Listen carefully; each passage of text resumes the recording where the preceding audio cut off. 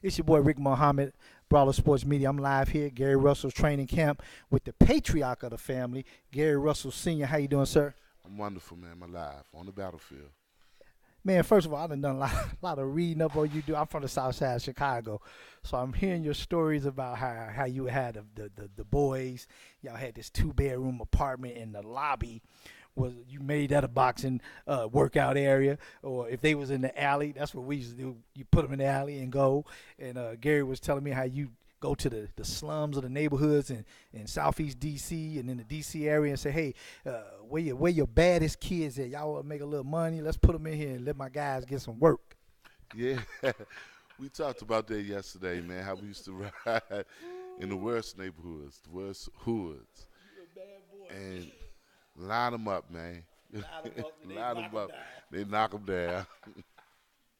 So, and I also read about the first lady, Miss LaWan, and she said that if you ask Senior, he'll tell you he won't admit that he taught himself how to box. You was basically self-taught because I understand you was a real huge fan of Uncle Bobby. Right. Uncle Bobby put you under your wing. You sit on the couch and watch Wide World of Sports. You know, we watched Howard Davis, Ray Leonard, and all them cats coming on Wide World of Sports. And Uncle Bobby showed you how to throw the jab and hit the speed bag, jump the rope, and the basic fundamentals, which is what really wins fights. Exactly. Especially the jab is the best punch in boxing. It is. It's the ultimate punch in boxing. A lot of fighters, they don't really utilize the jab the way they should. Growing up watching my uncle and, like you said, Wild World of Sports, I'm pretty much basically self-taught. But I understand the mechanics, and the jab is the number one tool. Absolutely. So, what possessed you to build this family of a fighting machine? You got all these boys, and they all successful fighters. They done won. They got various accolades throughout their whole amateur careers. They're all pros. They're very slick and crafty and witty in the ring. Like I was telling Junior, little Gary, I was like, man, you got that ring savvy, that generalship when you're in there, and he's just in control. What made you want to develop this army of sons into boxers? It actually wasn't a plan. I have an older son, Gary Jones, outside of marriage. 22 and 2. 22 and 2. Yep. And when he came to live with us, I believe it was around 13 or 14, he was like really in the streets, going left. I said I had to find something to structure him. So I sent him to a gym, and I left him. Came back to pick him up, and the coach said, kid can't fight. You're going to have to pay me to train him. So I thought it was an embarrassment, it was disrespectful. I told the coach, man, look, I'll train him myself. By training him, little Gary was under him, so he would stay with us. And he started picking up the concept of boxing at a young age. Right, so, it kind of followed. The brothers kind of fell in the footsteps because I was in the gym so much, and I had them with me. So the rest of them just fell in line. So truly it wasn't a thing that I planned it. I think the creator just placed it there. I really like how you've been a mentor for the shorties, and way back in what's your other address in Maryland, where you with the red brick house and the green turf going up to the steps, how you had the basement, no bags, no heavy bags, no speed bags, no nothing. It was just a rubber towel on the floor and a mirror hanging, and you would just leave that door unlocked for the shorties in the neighborhood to come and get something, relieve themselves from something. Yeah, man, it's all about giving back. A lot of the kids don't really have mentors, people in their life that's there for them. When you say an open door policy, this is my house. The door was open. Yes. So you try to save one. Each one teach one. You save one, hope that they will pass it on. Gotta touch on a sad story now. You had an older son named Devon, and from what I read, man, he was a hell of a fighter. This cat could fight, and how you took him to Kansas City for the National Golden Gloves. They say your son only trained like 5 days for the fight. He wasn't nowhere near in shape for this fight, and won that championship hands down, and made it look easy doing so. Oh, absolutely. Devon, he was a good kid. Actually, a lot of times, if you look at Antoine, you see the remnants of Devon. Actually, we're going to court next month. After about 14 years, I received a call that they made an arrest in his murder. Um, Oh wow, yeah, that's good news, man. good news, right? So, we're trying to just go through that period of, Relive that all over yeah, but again. actually, like pulling the scab off a wound. But it gives you closure too. And that was touching. That brought tears to my eyes because it's hard losing somebody, a loved one, a sibling, doesn't matter, man. And from what I understand, you saw that he was going down the wrong path, and the streets was getting the best of him, and so you called out to your buddy Milton LaCroix, who at the time was Shannon Briggs, trainer in Florida, in Miami, and Milton said, "Okay, send him to me. I'm gonna charter a plane for him, and I'm gonna send this ticket. All I ask for is he dress in a suit and a tie, so he can understand the concept that this is what you're gonna be doing here. We're not gonna put up with any foolishness. So you're gonna start on the plane dressed business."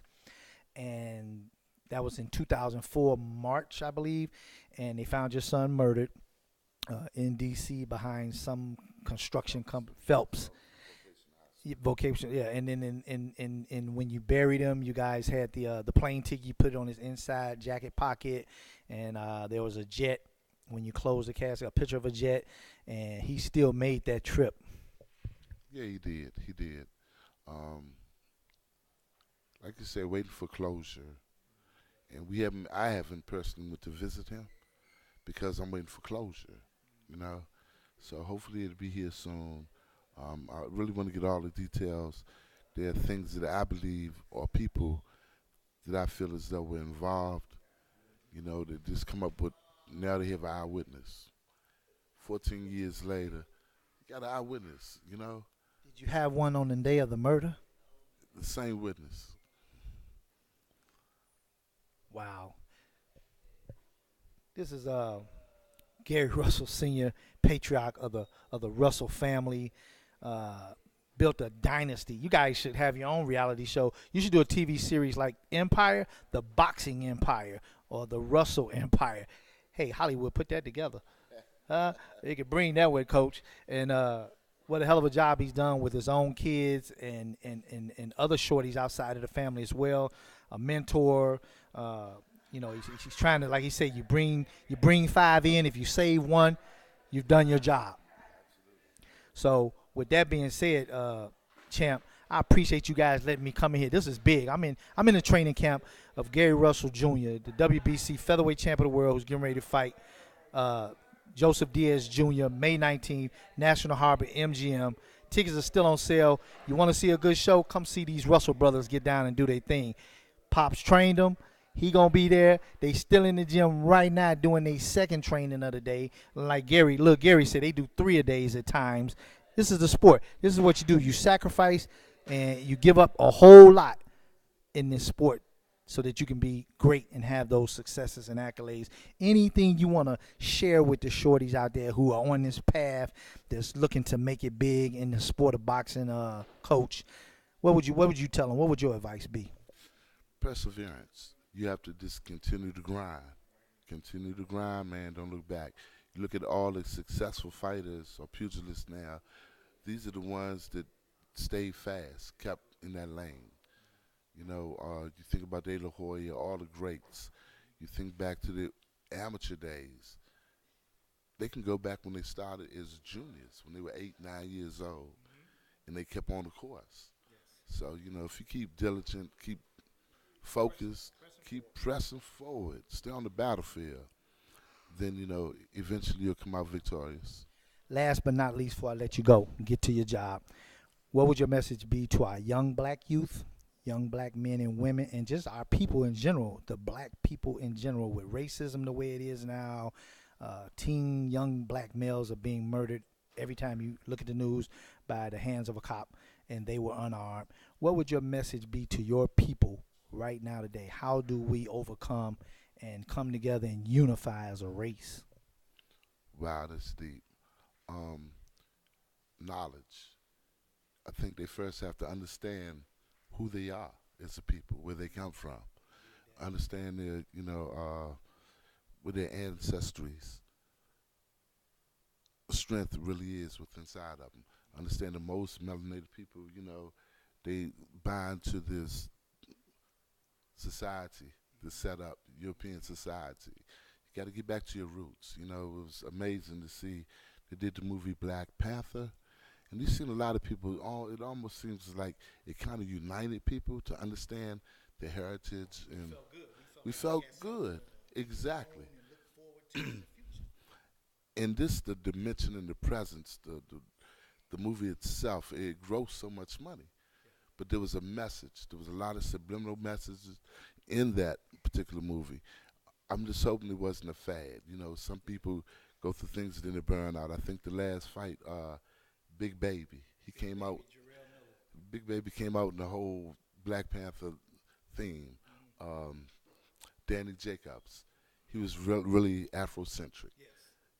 Even the opening. His family was dressed that way as well. Oh man, they were doing it. Yeah, I thought that was awesome. And then you look around, you see a lot of other melanated fighters who are now becoming semi-conscious. So when that third eye opens, and they understand the power of their pineal gland, they understand the power of lining up with the universe, and understand their blackness. I would hope that it would grow. If you notice, you see a lot of celebrities now, they're sporting unks, life crosses, and they're showing conscious pictures. I'm just hoping, that they start living it, start researching it, understand what kind of lineage they really come from. We come from a great people. We come from a strong people. We come from the people who originated everything. It's in our DNA. It might be suppressed, and you can go to ancestry DNA, and they can go back to the very beginning of your roots. They don't want you to know it. But realistically, if you understand, it's in your DNA. Greatness is there. You come from kings, queens, astrologers, I knew this was going to be fun with him. This guy, he's deep. Hey, I'm Rick Mohamed, Brawlers Sports Media. I'm in Gary Russell's training camp. I'm with my man, Gary Russell Sr. I appreciate you, man, for having me come through and do this with you and your family. Hell of a guy. We looking for some hell of a fights coming up May 19th. I know you got these cats ready. They're going to be in there, like you said, grinding and persevering. And I plan on being there to help support you guys as well. Thank you so much. God bless you. Good luck to you. This is the Russell family, baby. My man.